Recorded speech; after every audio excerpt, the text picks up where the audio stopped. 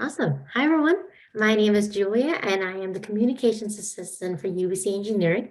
Thank you for joining us today, and happy Indigenous People Day.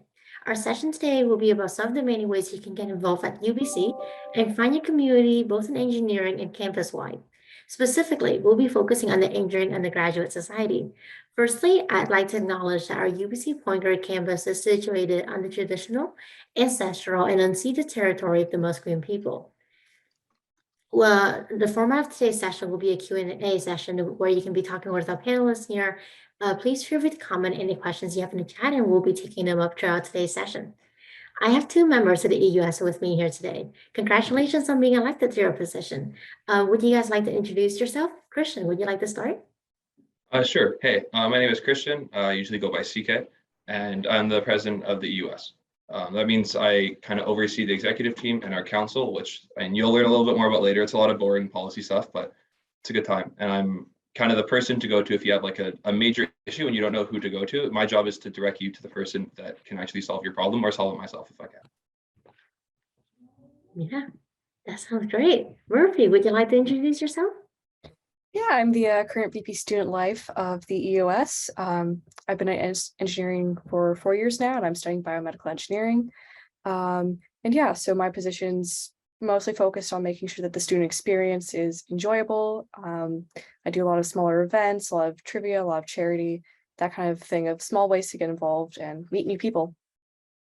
Yeah, that sounds wonderful. Welcome both of you. There are so many ways to so many different ways to get involved at UBC with over 250 clubs on campus, over 30 design teams, and so much more. If you have any questions, please feel free to add them in the chat, and we'll be taking them up throughout today's session. To get us started today, I have some questions I typically hear from students. Christian, what is the EUS? Sure. So the EUS, it stands for Engineering Undergraduate Society. And sorry that we have a lot of acronyms. I'll do my best to not use any. If I say something and you don't know what it is, feel free to throw it in the chat and I'll try and clarify. The EUS is kind of like the student union for all engineering students at UBC. So at your high school, you probably had a student council or something like that. We're similar in the sense that it's like an elective body that represents the students, but I'd say we're different in that we have a lot of actual power to do things. We have like a $300,000 budget. We throw tons of events, big events, small events. We do a lot of academic advocacy on behalf of the students. If you have an issue in a class, if you think that something isn't going right, you think even like an issue with the curriculum, basically any issue that you have, it's our job to represent you and to take up your issue to the best of our ability. Obviously, some things we can't change, but we'll do our best. I'd say we kind of have three major things that the US focuses on. The first one is social stuff, so like a social experience. Engineering at UBC, it's a tough program. I'm sure you guys know that by now. We try really hard to create like a fun, inclusive, entertaining community. It feels really good when you're really stressed out, have a nice break, go to an event, like Amanda said, everything from like little trivia stuff to like big parties, kind of everything in between. The second big thing we do is academic stuff. So like I said earlier, a lot of academic advocacy. We run first year tutoring, specifically, and I guess kind of most importantly, and you'll realize this as soon as you start going to classes, for physics and math courses. Those are typically the hardest first year courses. We also do like broad advocacy across the board. And the third thing we do is kind of professional stuff. We work with EGBC, which is the Engineering and Geologists like board in British Columbia. They're in charge of like all professional engineers. We do advocacy to the BC government and to the Canadian government on what we think like an engineering degree should have, which should be mandatory, which should be optional, stuff like that. A lot of it's kind of boring and like high content when it comes to the professional stuff, but that is like a very large part of what the US does do. Otherwise, I mean, most relevant to you guys is that we're going to throw first year tutoring events and we're going to throw social events. We'll kind of go into that more later, but I'd say those are the things to keep in mind and to keep an eye out for when you start on campus. Yeah, definitely. That's wonderful. And thank you so much for highlighting the different kind of academic and social opportunities that are available to incoming UBC engineering students, which is very exciting. Murphy, would you like to tell us more about your position and what that means? What has been your experience in this position? So I've been in this position for coming up on 2 years now. My position is, again, mostly focused on the community that engineers feel. So I do all of the major parties that happen in ESC. I do Health and Wellness Week. I do hackathons. I do smaller events. I do trivia. Basically anything that isn't a major spirited event. So we have eWeek in the first week of classes, and then we have eWeek in the in January, which are both major events, super exciting. You guys should totally be looking out for those and attending those events. They're great ways to meet other people. But any kind of event for that isn't one of those, it goes under me. So smaller events, major parties, all that, that's all under me.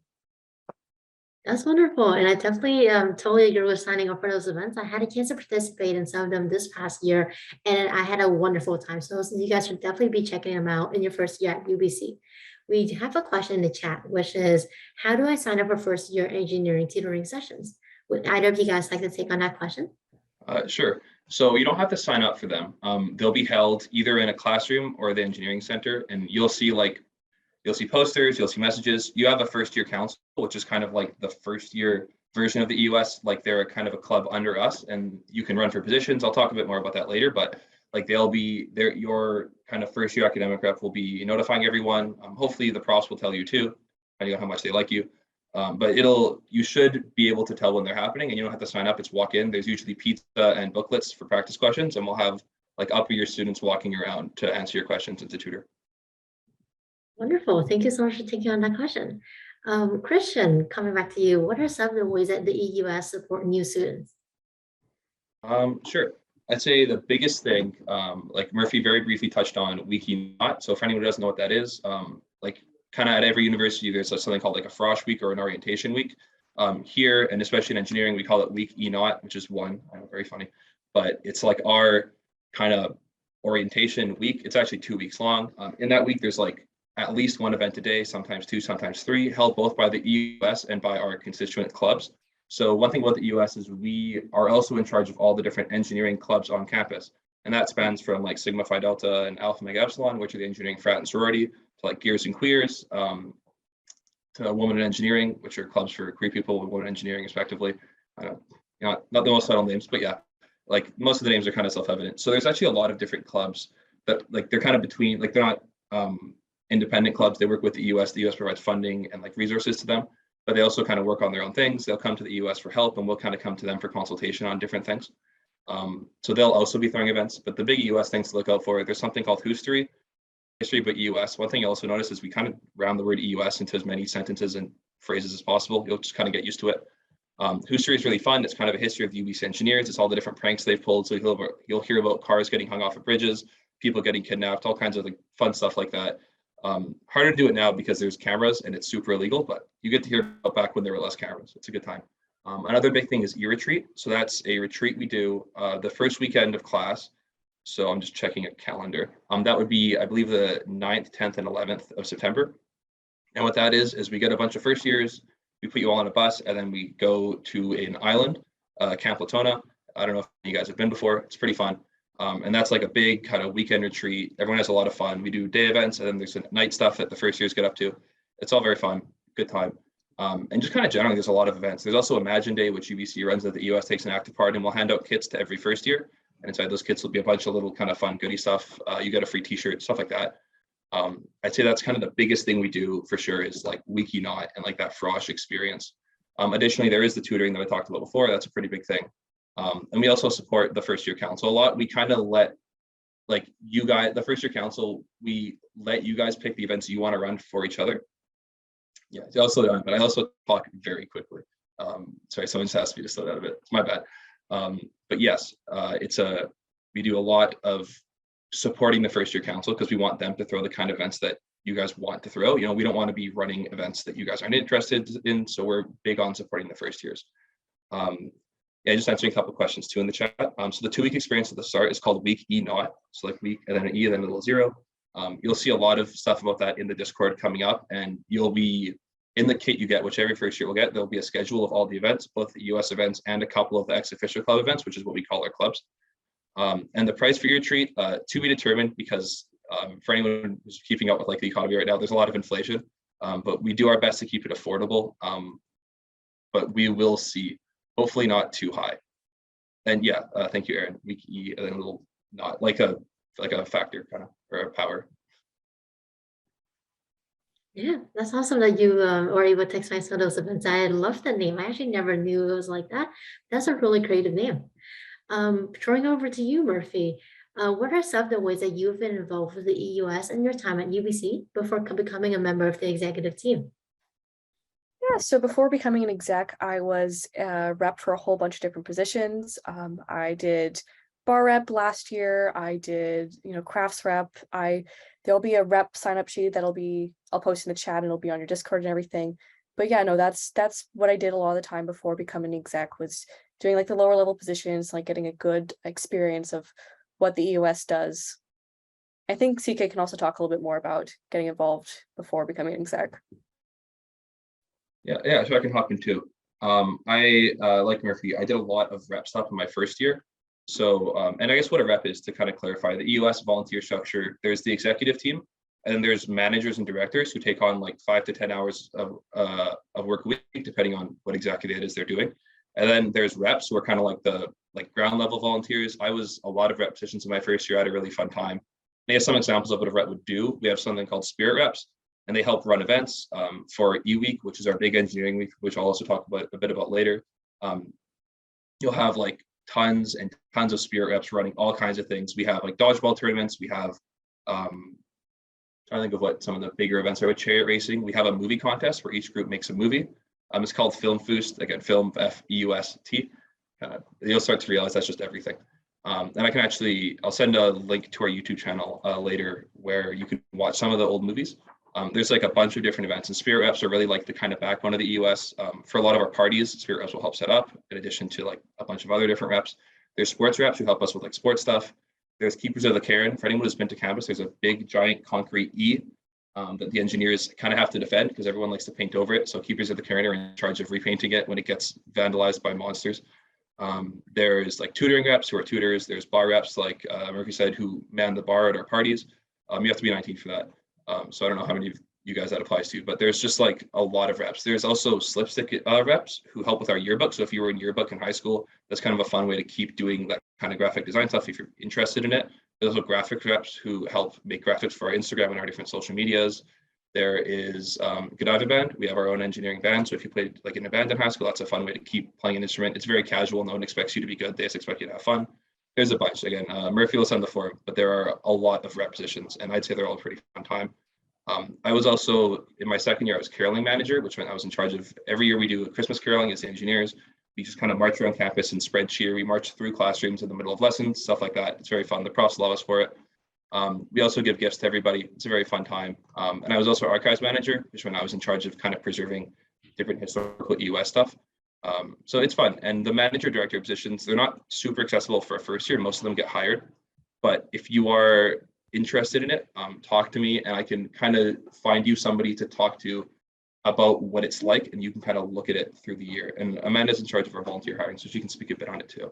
Yeah, so our rep hiring sheet, you can check off whatever rep positions you're available for. The only positions as a first year that might be a problem is that our bar reps, which you have to be over 19 again, and our tutoring reps, where you have to be not a first year in order to be able to properly tutor everyone. But yeah, at the very end of our form, we do have a notes section. So if you are someone who's looking to get a bit more involved than just at a rep position, you can make a note of it, and it's up to the discretion of whichever exec is in charge. But like, we can see about getting you involved in other ways throughout the year that isn't just at a rep level. But all of our manager and directors are already hired, so that is the only thing. But there are tons of ways to get further involved that aren't just a rep.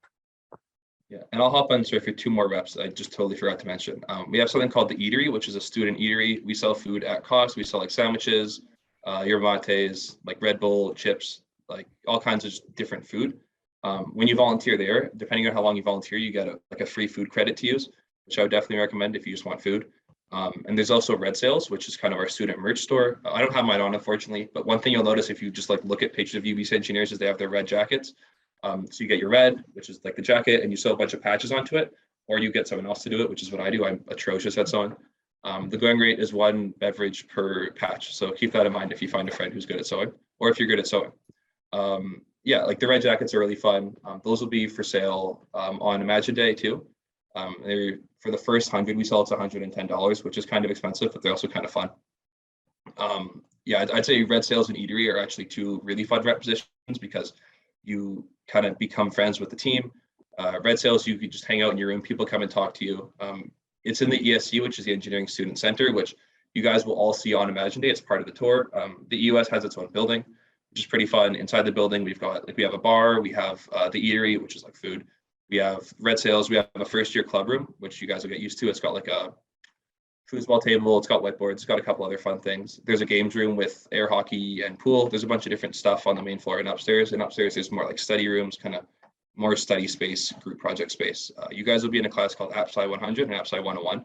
And I would highly recommend booking out ESC study rooms when you have to do your group project nights, because otherwise you're going to be fighting with everyone else in residence to try and get a room, which sucks. Yeah, definitely. Thank you so much for the information. That was definitely really helpful, and it was a lot of really helpful information I find would be really helpful for our incoming students. A reminder to all participants is that if you have any questions about anything that CK or Murphy is saying, you're always welcome to put in the chat, and then they can be taking it up live. Our next question that we have is, Murphy, do you have a sneak peek of anything that our students will have to look forward to this year? What is your best part about the EUS? The best part about the EUS for me is getting involved with people, and of course, E-Week. It's such a fun time. It's a great time to get to know other people. I met so many of my friends participating in E-Week. You know, shenanigans that ensue from that. E-Week, for anyone who doesn't know what it is, it's a interdepartmental competition. So the first year's the other departments like biomedical engineering, material engineering, mechanical engineering, every single one of those teams or departments have their own team. They all compete against one another, and they there's tons of events. There's everything from film poofs, which CK mentioned before, to cooking with beer, where you have to like cook a certain dish, but like you have to include beer as one of the ingredients. Tons of sports things that also happen during E-Week. It's like you compete for points, and then at the very end, there's a whole engineer's ball where you kind of get to get dressed up a little bit. There's a lack of chances to get dressed up, but this is one of your chances. Break out some nice dresses, and you get to see who won. And it's a sit down dinner. You also get a dance at it. It's so much fun. And for previews for events, of course, there's Weeky Not in the first 2 weeks of class, E-Week in January, as well as I have Health and Wellness Week in October, which is going to have like boxing classes, yoga classes, usually a pet therapy event. And that's going to be happening in October. We have sports events throughout the year. So we have 2 in the first term, 2 in the second term, where again, departments can compete against each other. So the first years, y'all can team up and, rise up against the upper years. Maybe you take some wins for yourself. And I have trivia every month. And at the very last trivia event, which will be in March, there is an event called Genius Bowl, where you can compete against a whole bunch of other teams for the chance to win a golden A. And for anyone who doesn't know what a golden A is, it's a patch that you can earn either by getting 100% in a class or winning at this trivia event. So if you don't think you're going to get 100 into class, this is a good chance to be able to actually get that pride. There's also going to be smaller events like pumpkin painting, ornament decoration in November and October respectively, and as well as we have our charity events. So Movember, where compete with steps, grow out a mustache, that kind of thing. We also have Pi Day, which is 3.14, so March, where you have an opportunity to pie your profs, whichever profs are willing to do that. As well as we have like plant sales during the first week of school, as well as a blood drive and other smaller things like that. And as well as for bigger ones, we have our hackathon in February if you're looking to get involved in hackathons and want a fun thing to do on a Saturday.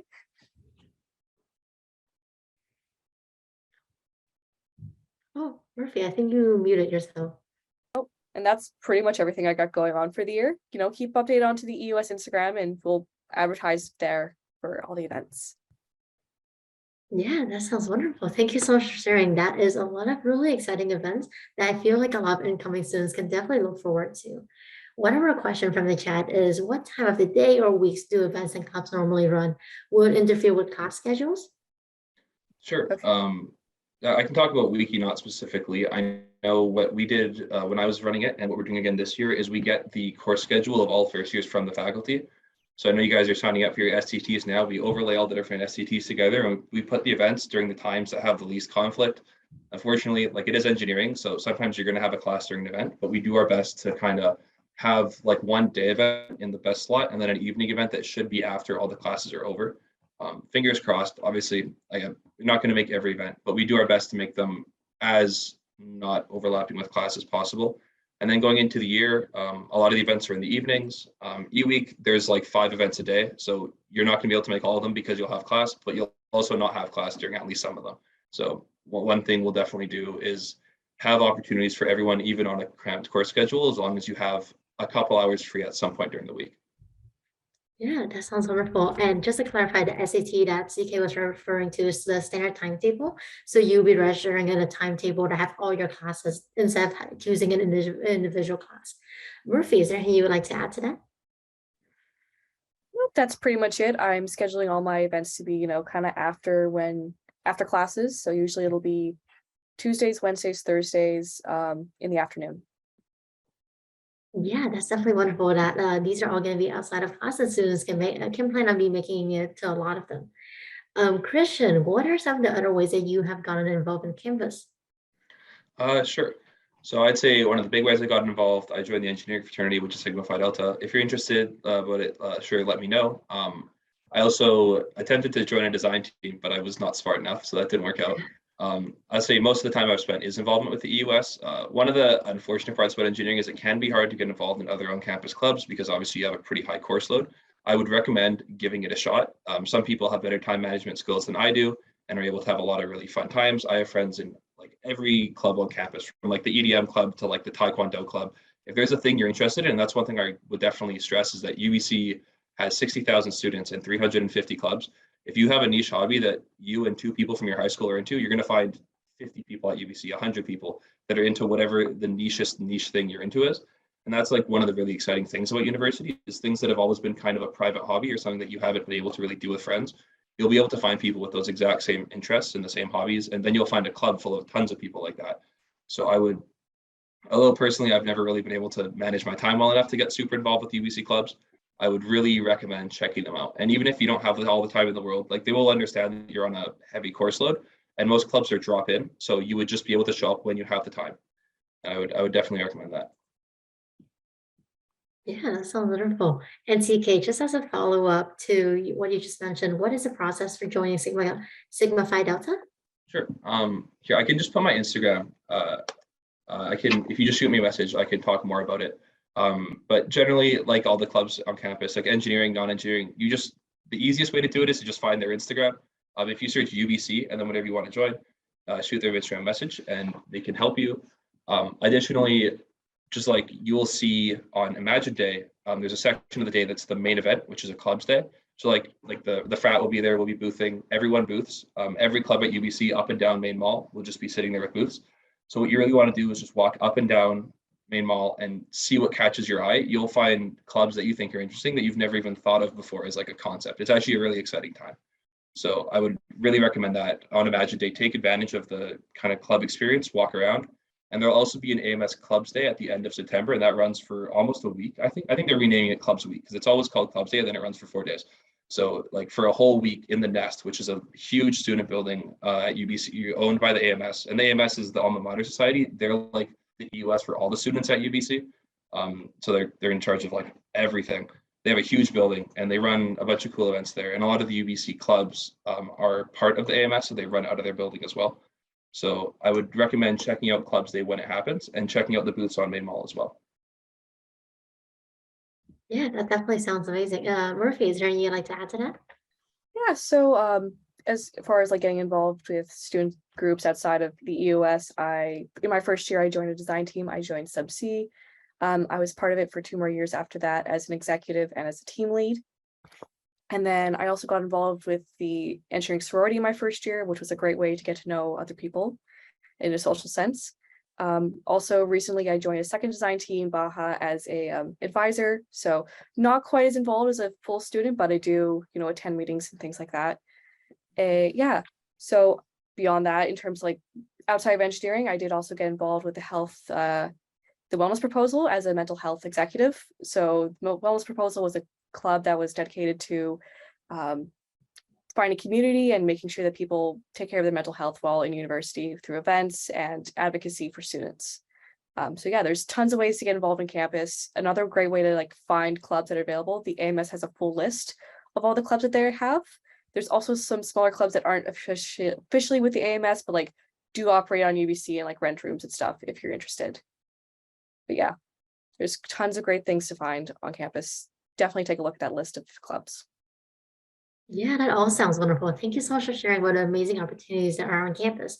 We are approaching the end of time, so just before we wrap up, I always like to ask, what is one piece of advice you would have given yourself if you were in our incoming student shoes? So thinking back all the way to grade 12, Christian, would you like to start off with an advice? Sure. I'd say the biggest thing I wish I knew better was that it's okay to fail sometimes. I think a lot of people go into engineering having gone through high school. Some people have never gotten less than an A. Not to say that you won't be able to keep that up, but realistically, you have to remember that everyone going into UBC Engineering all have those same very high grades, and you're going to be resorted now with those grades on a curve, effectively. So keep in mind that you're not always going to ace your tests. You're not always going to get A's. And if you do, good for you. You're not me. But I would really just, it's okay not to be the smartest person in the room. A lot of us, you kind of build up an identity in high school that you are the smart person. You know, like you're so smart, you do so well in class, and that's not going to last forever. And it's important to really know that and understand that it's okay if it takes you an extra year to graduate. Obviously, talk with academic advising. Like finish your first year, talk to advising if you're having issues. They will help you. But just understand that and if you fail a class, it's not the end of the world. I failed the class at the end of my first year, and I got into my first choice department, and I've continued on at UBC since then.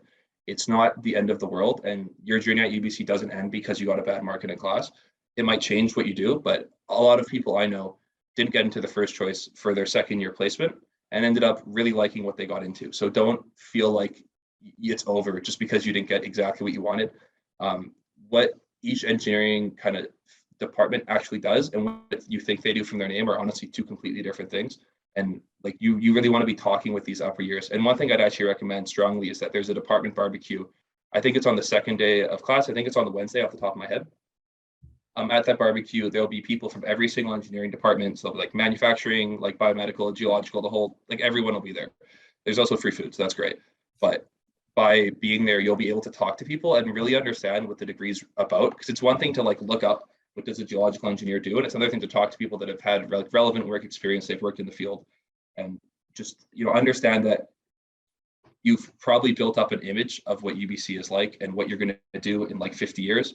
And like this whole like, oh, I'm going to do this, this, and this, I'm going to get into this kind of engineering. And just know that if it doesn't go absolutely to plan, it's not the end of the world. It's just, you're living life, and there's a lot of fun to be had and a lot of great experiences that you'll miss out on if you spend all your time wishing that things had gone slightly differently. Like you're not going to do as well as you think on a class eventually. You have 4 years at UBC, you're going to have a bad test. Just know that that's not the end and that you can recover, and there's resources to help you. If you're freaking out, like I put my Instagram in the chat, like feel free to message me after a bad midterm and like, hey, how do I help? Like I got a 20% on my first math midterm and I passed the course. So I know what it's like to kind of pull out. If you need any help, just feel free to reach out to me. I know what it's like to have a bit of a rough time in first year, and you can absolutely pull out of it and still succeed at UBC. I definitely think that's a really helpful piece of advice. Thank you for sharing. Murphy, what is one piece of advice you'd like to share? I think the biggest piece of advice I can give is it's okay to change what you want to do.